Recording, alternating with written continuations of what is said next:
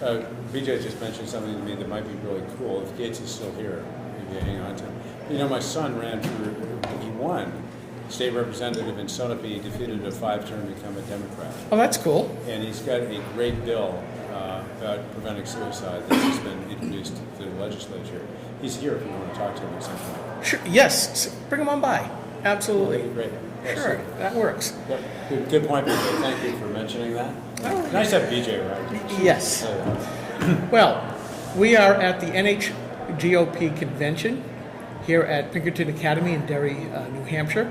And Jay Lucas has walked into the GraniteGrok den, which has been... The den. Oh my goodness gracious. This is a fun den to walk into, I'll tell you that. Yes, and he's been pleasant enough to sit down with us, even though we're having massive technical difficulties today with all brand new equipment. But I say thank you for taking a few minutes with GraniteGrok. Thank you, Skip. It's a delight to be here. It always is, actually. Oh, it was. I still like the interview we did earlier last year, and glad that you took a few minutes to, instead of talking to all of the assembled NHGOP fellows and ladies in the big auditorium behind us, that you came out here. So thank you. Well, they have plenty of people saying enough things in there, and I think there's going to be a great conversation right here. So oh, good. Good.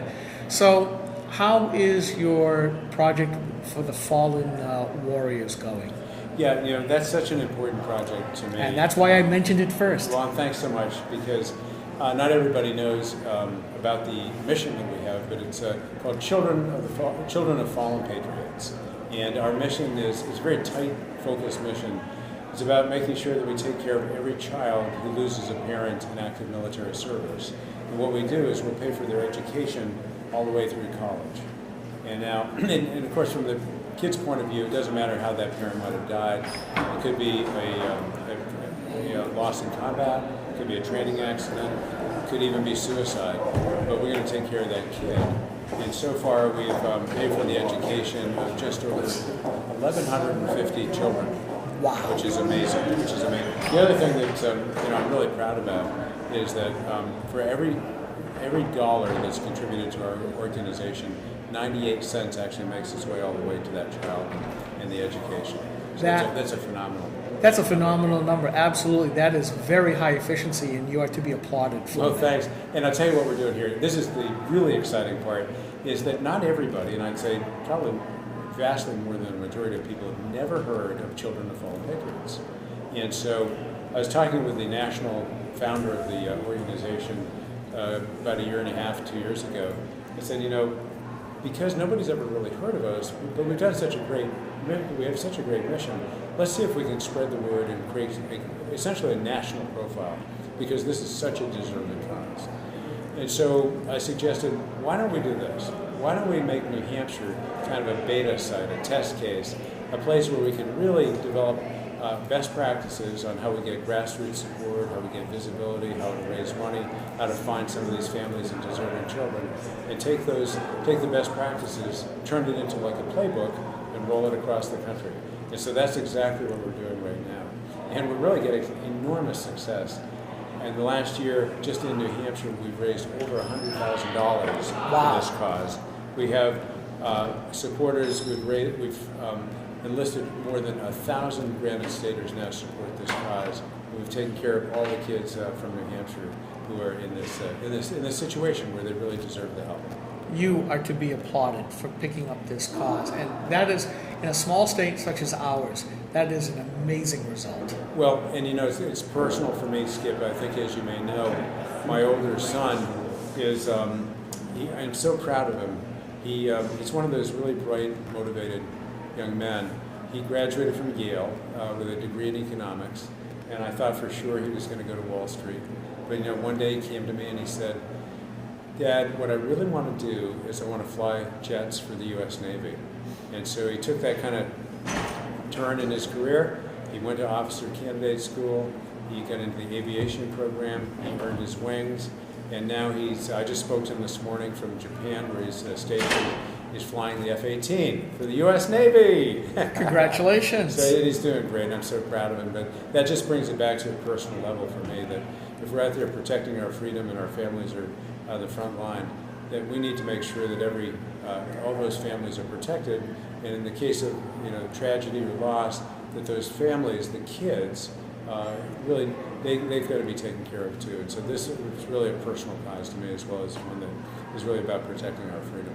Oh, because of your son, you have now joined a very select number of families, because less than 1% of the American population has a direct connection to those in service. And it's a very small percentage of those that are actually the tip of the spear. I know because my son, who was here earlier, did a tour in Iraq. My other son did a tour in Afghanistan. So please thank your son, because now you've become a Blue Star dad, whether you know what that is or not. And it's a very select group of people, group of families. But I pray that one never makes the step to being a Gold Star family. Well, and those are the ones that you're protecting. And I applaud you, and I thank you, Skip, for you and your sons who've made a tremendous sacrifice and have been real strong members of the service, and I greatly appreciate that. Yeah, very good. Now, you're also involved in trying to jumpstart a local community here in New Hampshire. And I'm so excited about this, Skip. I can't tell you how excited I am. In Newport. So this is the second part of the interview, in that give us an update as to where you're at right now. Okay, so I grew up in the town of Newport. Not everybody knows where Newport is. Newport's a small town in the western part of the state. We have a population of about 6,500, so it's not very large. It's between Sunapee on the east and Claremont on the west, so nestled right in the center of Sullivan County. And that's where I grew up. Went to Newport High School, and in those days, you can picture what Newport was in those days. There's like so many towns in our state. There's a beautiful Main Street, and you could not get a parking space on a Friday night on that Main Street. You knew every single shop was full and thriving. And I happened to go back there from time to time, and I was driving through Newport last January, and it just came upon me. I said, this town is economically has gone through this long slide where the jobs have gone, and the opioid crisis is really pretty severe. And it just hit me that I said, I want to change this. I really want to revitalize Newport. And so we began. And we're calling this revitalization program the Newport Sunshine Initiative. And what's really cool about it is that the reason we're calling it that is because Newport's nickname for the last 80 years has been known as the Sunshine Town. And the reason is that we had a vaudeville performer come there back in the 1930s, got up on the stage, and he said, Newport is the Sunshine Town. It's the town where the sun shines on both sides of the street. And it stuck. So our whole Sunshine Initiative is about bringing the sunshine back to Newport and revitalizing the economy. But it's actually more than just that. It's also creating opportunities for people. And but we got some exciting initiatives. I don't know about you, Skip, but I like to be an optimist. And I've got I think can-do is a great way to approach the world. So sometimes you're given, as they say, lemons, and you got to turn them into lemonades.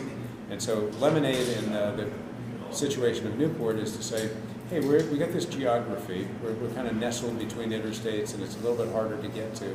So what can we do to be thinking out of the box to really jumpstart the economy?